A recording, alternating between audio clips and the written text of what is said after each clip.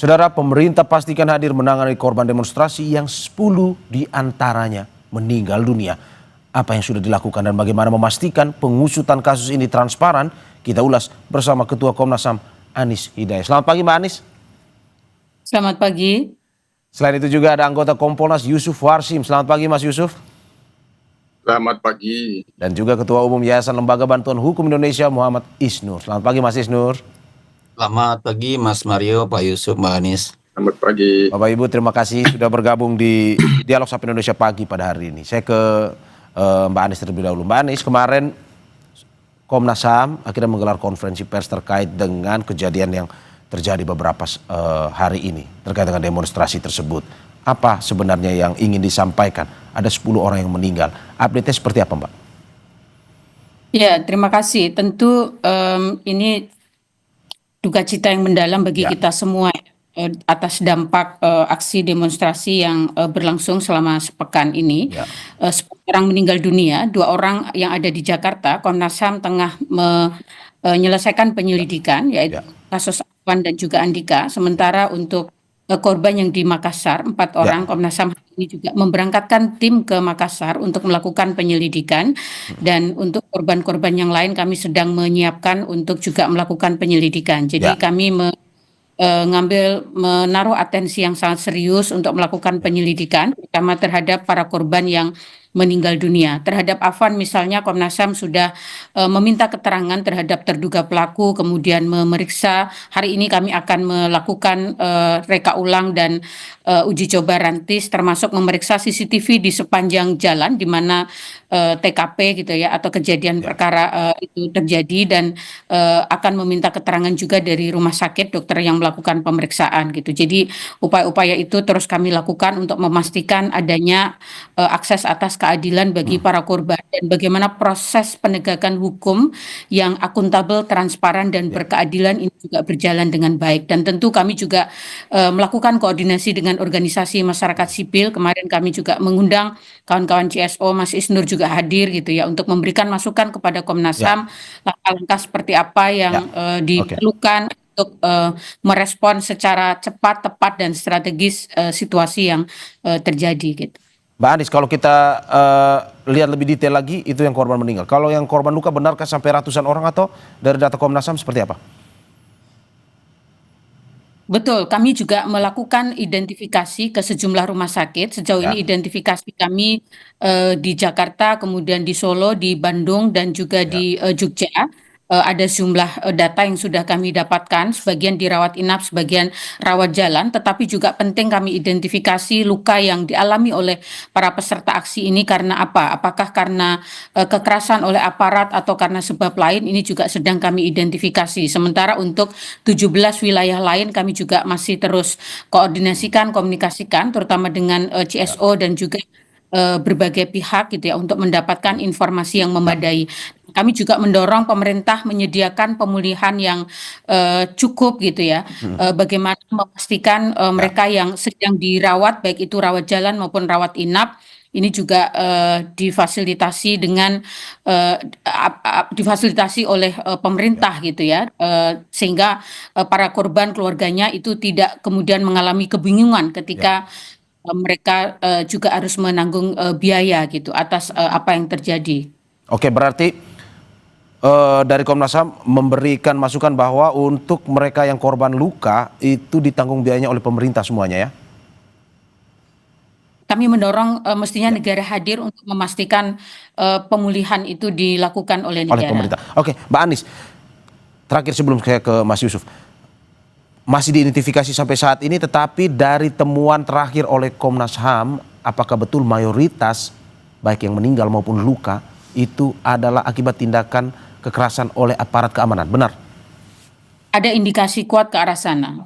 Oke, ada indikasi kuat ke arah sana. Saya ke Mas Yusuf. Mas Yusuf, bagaimana Kompolnas melihat hal ini? Bahwa temuan dari Komnas HAM, ada yang meninggal pun juga yang luka sampai ratusan. Ada indikasi kuat ini adalah kekerasan yang dilakukan oleh aparat keamanan. Dari Kompolnas melihat hal ini seperti apa? Ya, terima kasih. Jadi saya mohon maaf nanti tidak bisa sampai usai. Saya bisa sampai 07.55.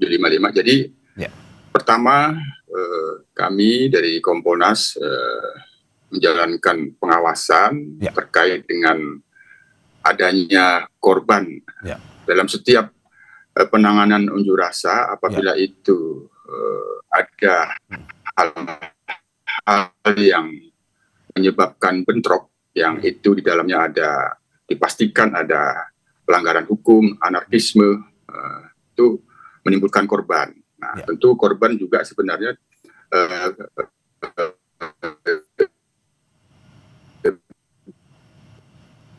Oke. Pak Yusuf, Anda bisa mendengar suara saya, Pak Yusuf? menjalankan tugas unjuk rasa atau demonstrasi. Iya, dengar ya. Oke. Seperti ada permasalahan komunikasi. Oke. Nah, tentu terkait dengan Oke, Pak Yusuf sudah bisa. Oke. Boleh diulang penjelasannya, Pak Yusuf, karena sempat terbata-terbata tadi.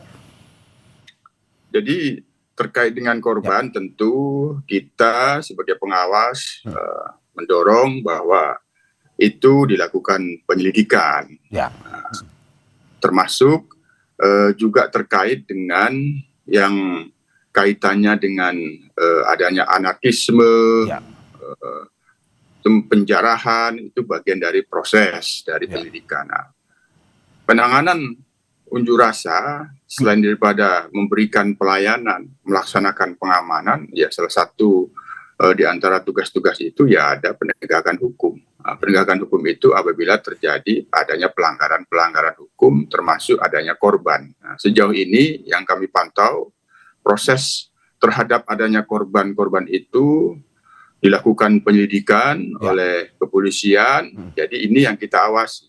Ini yang kita awasi oleh Kompolnas, bagaimana proses penyelidikan itu dilakukan profesional dan yang paling utama transparan dan akuntabel. Nah, siapapun yang kaitannya dengan korban, ya kita memastikan mereka mendapatkan keadilan. Itu Mas Yusuf. Mario. Tetapi kalau dari saat ini sampai saat ini, dari identifikasi yang mungkin juga dilakukan oleh Kompolnas, apakah memang ada temuan indikasi seperti yang disampaikan oleh Komnas HAM tadi atau bagaimana? Bahwa mungkin saja ada aparat kekerasan yang dilakukan oleh aparat sehingga menyebabkan ratusan orang luka dan juga ada 10 yang meninggal ini. Ya, proses penyelidikannya kan komprehensif. Tidak berdiri sendiri. Kompolnas sendiri di dalam mengawasi proses ini tentu melakukan pengawasan secara komprehensif, melihat tahapan-tahapan. Nah, bentrok itu tidak dipungkiri ketika dilakukan pendekatannya itu sudah masuk pendekatan penggunaan kekuatan. Nah, mengapa dilakukan penggunaan kekuatan? Tentu ada tahapan-tahapannya. Itu biasanya kalau sudah masuk ke situasi zona merah, di dalamnya ada pelanggaran hukum, ada anarkisme. Nah, hanya persoalannya, apakah tahapan yang dimaksud merah itu, misal seperti di Jakarta, di Jawa Tengah, di Makassar, ataupun di DIY, itu sudah masuk kategori yang dimaksud di dalam tahapan zona merah, sehingga diturunkanlah PHH, pasukan huru hara, yang itu biasanya dilakukan oleh Brimob. Nah, apakah itu sudah masuk ke situ? Nah, itu tentu bagian dari hal yang kami pantau dan kami evaluasi.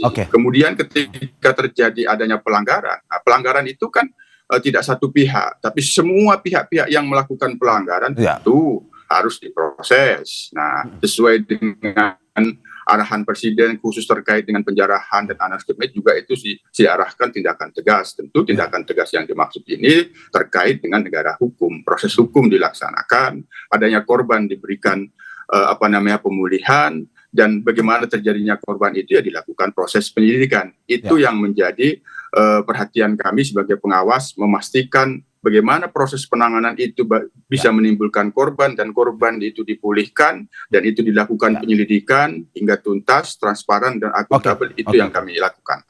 Mas Yusuf, apakah memang selama demonstrasi yang berlangsung ini dari pihak Kompolnas juga memberikan masukan-masukan? Karena kan setiap hari juga muncul berita, misalkan ada korban jatuh di sini ataupun juga ada kejadian seperti ini. Apakah juga dari Kompolnas juga memberikan evaluasi ataupun masukan setiap harinya ketika dalam menangani dalam menangani demonstrasi tersebut untuk melakukan sesuai dengan aturan yang berlaku? Ya, untuk saat ini dan ke depan tentu kita tetap mendorong Polri tidak ragu-ragu di dalam menjalankan tugas kepolisiannya, menjaga keamanan dan ketertiban masyarakat, pulihkan menjadi kondusif. Yang kedua, melakukan perlindungan, pengayoman dan pelayanan masyarakat, baru yang ketiga penegakan hukum. Itu tetap dilaksanakan.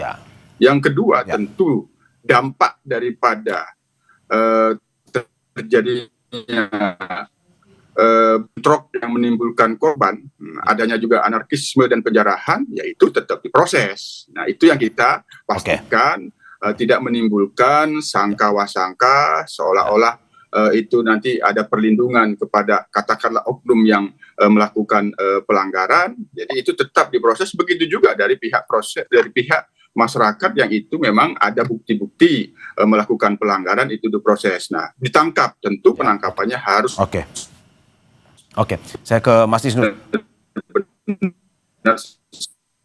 Oke, Pak Yusuf. Memang ini. Oke, Pak Yusuf, saya ke Mas Isnur. Mas Isnur, bagaimana Anda melihat ini evaluasi dari YLBHI sendiri terkait dengan ini demonstrasi yang berlangsung beberapa hari ini? Apakah mungkin juga YLBHI menerima laporan-laporan terkait dengan kekerasan yang dilakukan oleh aparat atau seperti apa sebenarnya? Ya, Mas Mario dan teman-teman semua. Pertama, YLBHI dan LBH Indonesia itu membuka posko. Di Jakarta juga bersama tim advokasi untuk demokrasi. Kami membuka hotline pengaduan, termasuk juga bersama Kontras mengumpulkan data-data orang hilang. Dari data yang didapat ada sekitar 3.337 orang ditangkap selama aksi sejak tanggal 25. Berapa Mas? 3.000? Sorry. 3.337 itu masa aksi ditangkap. Sebagian besar masa aksi itu ditangkap tanpa kesalahan, tanpa dasar hukum. Jadi bahkan ada yang lagi sedang jalan, sedang berangkat kerja, mau ke tempat aksi baru mau mulai, itu ditangkap. Jadi banyak penangkapan yang tidak berdasar hukum. Apa alasannya nggak jelas gitu. Itu yang kami dapat pengaduan. Kemudian ada 1.042 masa aksi yang luka-luka dan dilarikan ke rumah sakit. Itu berdasarkan pengaduan dan pemantauan kami. Jadi memang ini kekerasan dan pelanggarannya berskala masif, berskala luas. Kami menemukan setidaknya di 17 kota. Itu terjadi hal seperti itu. Dan itu pola yang sama, Mas. Jadi bukan karena oknum di sini, enggak, dia serentak sama di seluruh wilayah. Makanya kami meminta Komnas HAM melakukan penyelidikan pro justisia untuk ini, karena ini terjadi sesuatu yang meluas dan sistematis gitu. Dan ada tidaknya Mas, itu kekerasan yang telanjang diperlihatkan. Jadi pelanggaran itu kalau dalam pantauan kami itu dilakukan dengan masif di mana-mana gitu. Dari mulai penghalangan aksi, kemudian penggunaan kekuatan yang berlebihan sejak awal sudah menyalahi protap penggunaan kekuatan, penangkapan yang sewenang-wenang, penyiksaan terjadi, bahkan di beberapa penangkapan Mas terjadi misalnya dia kan masih belum tentu bersalah, tapi ditelanjangi. Bayangkan ditelanjangi, hanya disediakan celana dalam saja di kantor-kantor kepolisian gitu. Disuruh jalan merangkak gitu-gitu, itu ada di sana.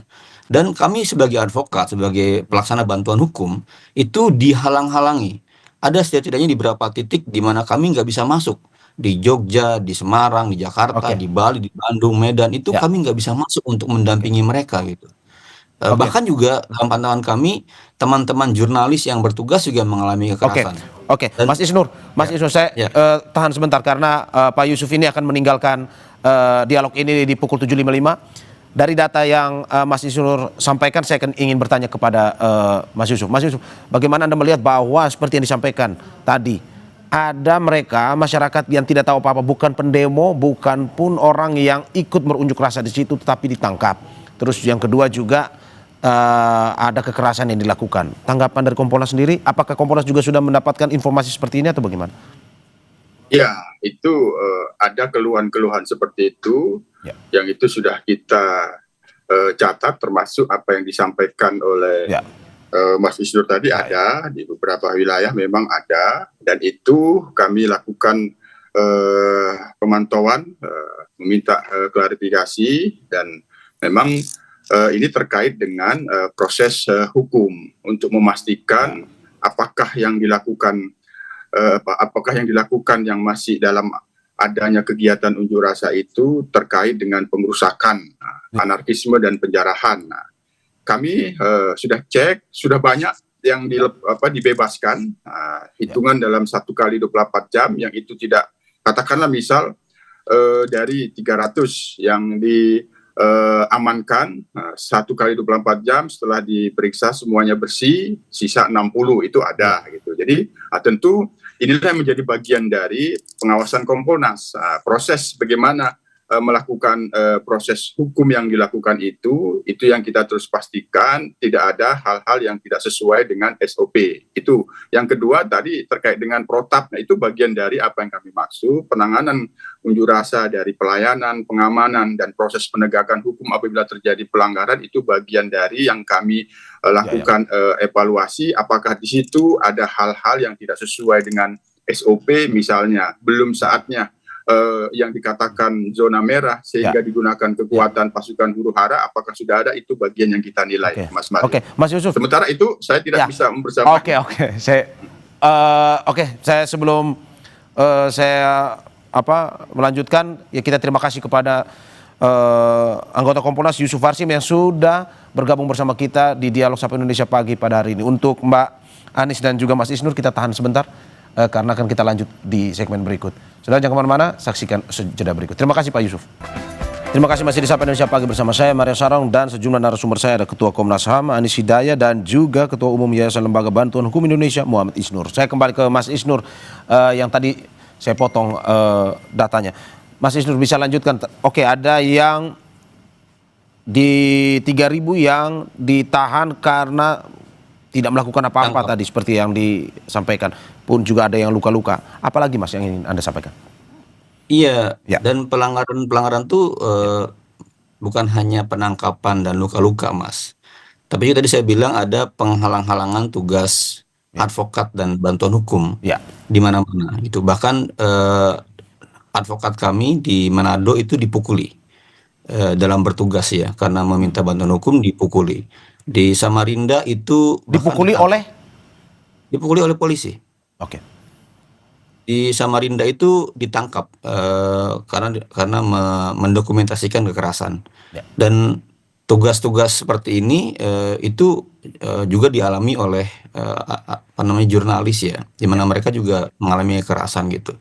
Dan yang kalah penting Mbak Anies juga, ini ada 2 hal. Pertama, yang ditangkap-tangkap ini kan banyak dan dilepaskan lagi, tapi nama mereka itu disebar-sebarkan, itu ratusan. Itu jelas sekali melanggar data pribadi ya, dan kemudian mengancam mereka. Dan ada banyak laporan kepada kami, juga dokumentasinya ada. Kemudian besok harinya aparat kepolisian, bahkan ada propamnya juga, itu datang ke sekolah-sekolah. Sekolah-sekolah dan mengancam mereka di depan murid-murid yang lain, di depan para guru, kalau dilakukan demonstrasi akan ditangkap, berikutnya dipidanakan gitu.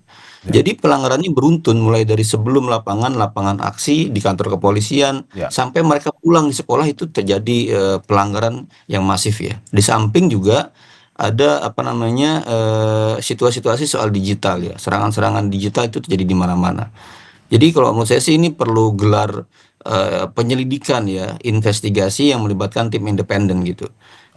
Komnas HAM mungkin karena terbatas kapasitasnya di Jakarta saja, itu perlu melibatkan masyarakat sipil secara luas, dan pemerintah juga perlu membentuk tim independen ini karena terjadi secara masif ya.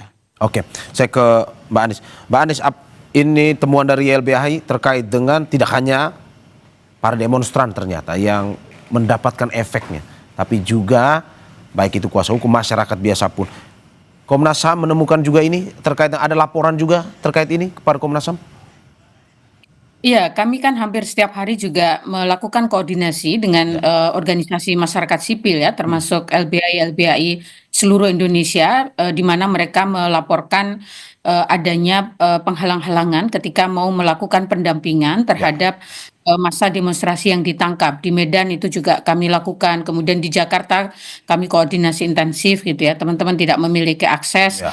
Selain itu juga bagaimana para keluarga korban ini juga tidak memiliki akses komunikasi dengan para keluarga. Tadi yang disampaikan Mas Isnur bahwa sekian puluh orang dinyatakan hilang oleh keluarganya karena tidak ada informasi yang jelas dari kepolisian. Selain itu kami juga menerima informasi dari sejumlah jurnalis yang mengalami pembatasan ketika akan melakukan liputan, terutama sejak aksi 28 ya, sehingga ini juga menjadi atensi Komnas HAM dan kami juga akan memanggil sejumlah pihak terkait itu untuk meminta informasi terkait beredarnya satu surat dari satu lembaga negara yang apakah itu benar atau dasarnya seperti apa itu dikeluarkan gitu ya, termasuk juga salah satu sosial media yang membatasi salah satu fitur gitu ya, sehingga ini membatasi akses informasi bagi masyarakat dan juga mengganggu iklim perekonomian masyarakat kita gitu.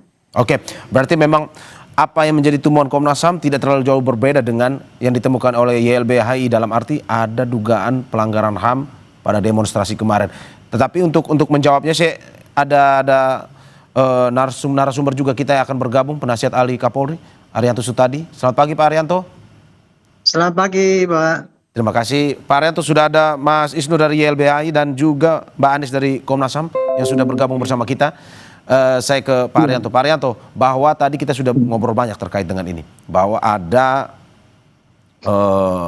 tindakan yang dilakukan oleh aparat yang memang tidak hanya ternyata kepada para demonstran, tapi juga masyarakat-masyarakat yang tidak tahu, tidak ikut berdemonstrasi, pun juga kuasa hukum ataupun mereka yang ingin membantu para demonstran ini mendapat laporan seperti itu dari LBHI maupun juga dari Komnas HAM. Ya. Dari polisi sendiri, apakah memang betul Pak, dalam demonstrasi yang terjadi beberapa hari ini laporan yang diterima oleh Komnas HAM ataupun YLBHI juga dilihat benar seperti itu Pak? Ya, kalau dari kacamata polisi ya Pak ya, secara teori Pak ya, penyampaian unjuk rasa itu adalah itu tugas pokok polisi justru melindungi pada mereka Pak. Itu teorinya begitu ya selama ini sejak undang-undang teorinya ya Pak ya? Pendapat di depan umum itu. Iya teorinya gitu. Tetapi dalam prakteknya Pak, selama ini praktek unjuk rasa itu yang di lapangan itu selalu ditunggangi oleh para perusuh Pak. Gitu loh. Oke. Sehingga kita sulit membedakan gini ya Pak. Setiap menghadapi suatu unjuk rasa yang isinya penyampaian pendapat, itu polisi pasti akan dihadapkan pada 4 kelompok paling dapat. Kelompok pertama adalah para pendemo yang murni yang menyampaikan aspirasi. Kelompok kedua adalah penonton yang harus dilindungi juga oleh polisi. Dua kelompok itu harus dilindungi, tapi dalam prakteknya selalu disusupi oleh para perusuh. Para perusuh itu yang menarik-narik untuk menimbulkan tindakan anarkis. Itulah yang harus dilakukan oleh polisi untuk penindakan, pencegahan maupun penindakan penangkapan. Yang terakhir adalah kelompok yang menggerakkan, yang mendanai, yang mengirim mereka. Itu yang dihadapi oleh polisi ya. Dan kemudian dalam prakteknya setiap unjuk rasa yang anarkis, yang massal itu Pak, itu terjadi biasanya begini. Di pagi hari itu ketika orasi disampaikan secara baik-baik itu berjalan dengan lancar. Tapi kemudian ketika siang, kemudian udah mulai itu akan pengen masuk gedung dan sebagainya itu membakar ban dan sebagainya, itu dilakukan oleh perusuh Pak, yang membaur dengan para yang demonstran yang menyampaikan aspirasi itu tadi. Yang terakhir puncaknya adalah ketika itu demonstrasi itu habis masa berlakunya, secara teori kan biasanya kan polisi harus membubarkan itu. Nah inilah yang dimanfaatkan oleh perusuh tadi untuk menunjukkan bahwa inilah polisi itu represif. Akhirnya kan terjadi tindakan anarkis. Pak, jadi berarti gitu, bukan murni. Berarti bukan murni pendemo, ada perusuh juga yang masuk dalam situ ya Pak ya? Selalu Pak, itu pasti ada. Dan selalu itu ada.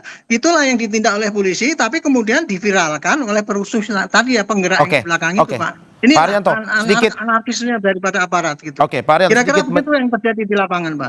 Sedikit menjawab juga tadi apa yang ingin disampaikan oleh dari Mas Isnur dan juga Mbak Anis, bahwa ada masyarakat sipil juga Pak yang bukan pendemo tapi juga ditangkap. Ini juga ada kekerasan terhadap kuasa hukum yang ingin membela demonstran. dari Pak Arianto tanggapannya seperti apa, Pak? Ini katanya ada juga kejadian seperti ini Ya, di lapangan. itulah kenyataannya. Memang kenyataannya mungkin kayak gitu ya. Yang di lapangan itu yang ditangkap oleh polisi itu pasti orang yang melakukan tindakan anarki gitu ya. Tapi begitu ketangkap kemudian pasti itu itu kan dianggap sebagai pendemo. Itu yang dinarasikan kayak gitu, Pak. Ini saya ingin menyampaikan ya, Pak ya. Itu yang namanya perusuh yang di belakang itu, Pak. Dia taktiknya tuh sangat dahsyat sekarang ini. Dia selalu memviralkan kegiatan-kegiatan yang anarkis yang dilakukan oleh polisinya. Sedangkan kegiatan yang mereka anarki yang mereka kirim itu dia lindungi dengan alasan mereka itu adalah bagian daripada penyampai demo. Itulah yang saya ingin sampaikan kepada masyarakat ya. Kita itu diadu gitu loh, Pak. Jangan sampai kita kemudian melihat dengan kacamata kita sendiri memperjuangkan seakan-akan benar padahal kita tuh diadu domba, Pak. Aparat itu sudah sampai, sudah kerja betul-betul ya. Tetapi kemudian diviralkan yang anarkis terus. Selama ini kan kejadiannya gitu. Kita lihat akibat daripada yang terakhir ini kan begitu dahsyatnya ya, korbannya banyak itu korbannya. Saya ke Mas Isnur. Jangan disalahkan kepada aparat. Saya tidak membela itu ya. Tapi Pak. kita ini lagi diadu domba oleh para perusuh yang di belakang layar nggak kelihatan. Saya ke Mas Isnur. Mas Isnur, bagaimana Anda mendengar jawaban dari Pak Arianto bahwa yang Anda masukkan tadi mungkin saja ada yang mengadu domba. Sebenarnya itu pendemo, tapi ketika ditangkap berpura-pura atau memberikan alasan bahwa ini saya sebenarnya masyarakat sipil atau masyarakat biasa. Dari LBH seperti apa, Pak? Bahkan tadi saya bilang penangkapan itu terjadi itu sebelum ada demo. Bayangkan, orang ditangkap di stasiun. Apa urusannya ditangkap di stasiun? Ada tadi saya bilang pelanggaran, intimidasi, datang ke sekolah setelah selesai demo. Polisi datang ke sekolah dan ngancem-ngancem. Yang akan demo lagi akan kemudian ditangkapin. Bahkan pelanggaran terjadi di kantor polisi. Orang udah nggak ada demo, ditelanjangin, cuma dikasih celana dalam doang. Itu kan bukan itu kalau memang ada polisi yang kayak pelanggaran. gitu, Pak. Itu saya anggap itu seperti nggak itu waras gitu itu, loh. Pak. Pak Arianto, tahan sebentar Pak Arianto, kita kasih kesempatan Mas Isnur. Iya, kami datang ke kantor polisi minta untuk pendampingan, nggak dikasih. Bahkan dipukuli lawyer kami. Itu bukan dalam keadaan demo, bukan dalam keadaan chaos dan rusuh. Itu banyak banget, Pak. Dan Bapak nggak bisa memungkiri, itu ribuan orang mengalami seperti itu. Dalam artian apa? Kepolisian ini kan diatur. Jangan sampai terpancing, jangan sampai arogan. Bahkan ada banyak video yang kami dapatkan ya. Orang sudah terkapar, orang sudah tertembak bahkan. Masih dipukul juga gitu. Jadi dalam artian ini ada problem yang sangat besar di pengetahuan, pemahaman, kesabaran, psikologi dari aparat yang melakukan. Memandang demonstran seperti orang yang harus diselesaikan dan dihabisi. Dan saya kritik juga, itu kan peraturan Undang-Undang 98, itu kan nggak ada aturan jamnya, tapi kemudian ada aturan Prakapolri yang mengatur sendiri soal jam aksi. Ini kan lucu, udah undang-undang dibatasi oleh Prakapolri yang mengatur. Jadi seolah-olah jadi ada legitimasi yang menurut kami tidak legitimate soal itu. Mas. Saya ke Pak Arianto lagi. Pak Arianto, bagaimana Anda menanggapi bahwa itu tadi ya, penafsiran undang-undang itu aja sudah beda kita antara ahli hukum ya. Di dalam undang-undang penyampaian pendapat di muka umum itu ya, itu jelas disampaikan itu ya, menyampaikan kebebasan berpendapat itu hak asasi manusia dan itu dilindungi. Oleh karena itulah doktrin daripada polisi itu ketika mengamankan itu adalah tugas pokoknya mengamankan mereka. Tetapi di dalam undang-undang nomor tahun 98 itu pun dibatasi, Pak. Demo itu harus mempertimbangkan ya, satu, persatuan, etika, tidak merusak lingkungan dan sebagainya. Dan dibatasi juga tidak boleh di lokasi-lokasi misalkan di ibadah di mana. Jamnya juga di bawah jam 6 sampai di bawah di atas Pak. Di undang-undang nggak ada soal jam, Pak. Oke lah kayak gitu ya. ada. Kenapa kita malam itu nggak boleh, Pak? Sendiri. Karena kenyataannya setelah malam itu terjadi kayak gitu ya. Itu dalam rangka kita itu mengamankan untuk melindungi orang-orang yang melaksanakan demo dengan baik dan tidak memberikan kesempatan pada anarkisme itu. Itulah kita atur seperti itu, Pak, gitu. Tapi kemudian kan ini kan dianggap sebagai membatasi kebebasan berpendapat gitu. Sedangkan pada pihak anarkis, Pak ya, yang kemudian selalu yang namanya anarkis itu, Pak, itu kalau ketangkap pasti mengatasnamakan bahwa saya itu menyampaikan pendapat di muka umum, kebebasan dilindungi. Itulah sekarang tepuk tangan itu, Pak, para perusuh itu, Pak. Kalau Bapak itu ikut bantu-bantu dengan cara gitu, dan kemudian selalu aparat itu disalahkan itu. Saya termasuk polisi yang lama udah bertugas Pak, dan saya termasuk idealis, saya nggak suka dengan tindakan anarkis. Tapi kalau yang Bapak saya diceritakan itu tadi, bahwa ada polisi menangkap di stasiun dan sebagainya, kemudian mengajar dan buktinya banyak sekali. Ya memang gitu Pak, itu yang diviralkan oleh para perusuh itu tadi Pak. Gitu. Itu saya bukan bela-bela itu polisi yang jelek, memang ada di lapangan. Tapi tidak semua polisi kayak gitu Pak. Gitu. Saya ke Mbak Anies. Mbak Anies, ini terkait dengan adu domba pun juga tadi apa yang disampaikan benar, apakah memang ini ada yang sebelum demo tiba-tiba ditangkap di stasiun misalkan? Dari laporan Komnas HAM sendiri, temuan Komnas HAM sendiri, apakah betul ada yang seperti itu atau bagaimana? Atau ini hanya provokatif adu domba sebenarnya? Betul, karena kami juga menghimpun data di sejumlah kantor kepolisian, di mana kami menemukan yang ditangkap itu orang yang melewati lokasi demo gitu ya, mau belanja dan sebagainya. Jadi data-data seperti itu juga kami dapatkan. Nah, saya ingin menggarisbawahi bahwa kebebasan menyampaikan pendapat dan ekspresi itu kan fundamental rights ya, dan hanya dibatasi oleh 3 hal gitu. Jadi proporsionalitas, necesitas, dan juga legalitas. Artinya ada kepentingan keamanan nasional, kesehatan publik, dan juga aturan yang sah, yang jelas gitu. Jadi hanya itu yang bisa membatasi gitu, karena ini merupakan hak fundamental. Orang kalau sudah tidak bisa menyampaikan ekspresi dan pendapat, ini kan ada persoalan di dalam demokrasi kita gitu. Sehingga kenapa fungsinya aparat itu kan untuk melindungi mereka yang menyampaikan pendapat dan ekspresi gitu ya. Nah, yang terjadi kan seperti yang kita diskusikan hari ini gitu. Sehingga kenapa kemudian ketika ada pembatasan, ada pengurangan, apalagi penghalangan, ya itu jelas terjadi pelanggaran hak asasi manusia, terutama hak untuk menyampaikan pendapat dan ekspresi gitu. Terkait dengan adu domba, benarkah bahwa dalam penyampaian isu kemarin dari Komnas HAM sendiri menemukan juga ada demonstran murni, tapi ada juga orang-orang yang mengadu domba, menunggangi lah kalau kita bilang?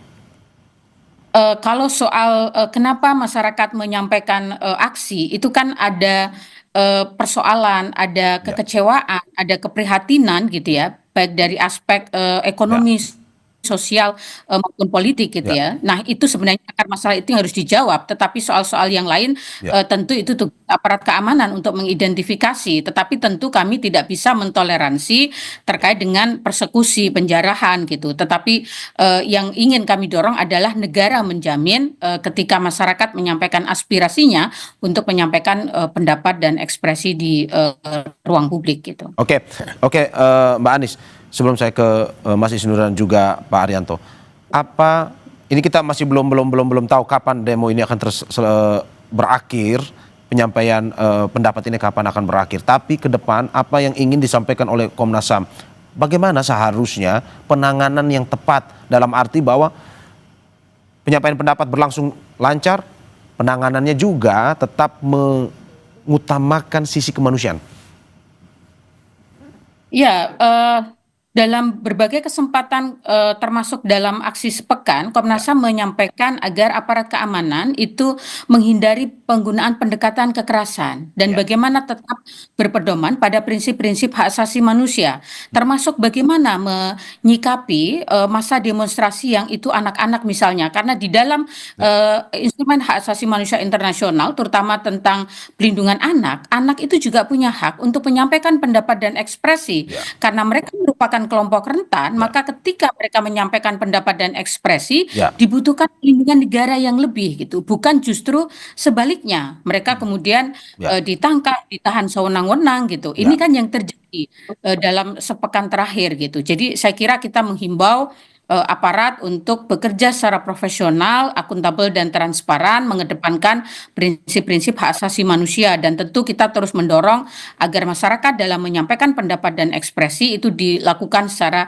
damai dan tidak menggunakan cara-cara kekerasan. Pun juga dengan media sosial yang kemarin juga menjadi kritik dari Komnas HAM, ya pada akhirnya harus tetap dibebaskan ya. Orang menyampaikan pendapat di media sosial dan segala live maupun juga penyampaian pendapat tersebut ya. Betul, karena itu kan bagian dari hak atas informasi yang artinya juga dilindungi ruang digital, sebagai bagian dari ruang publik. Saya ke Mas Isnur. Ya.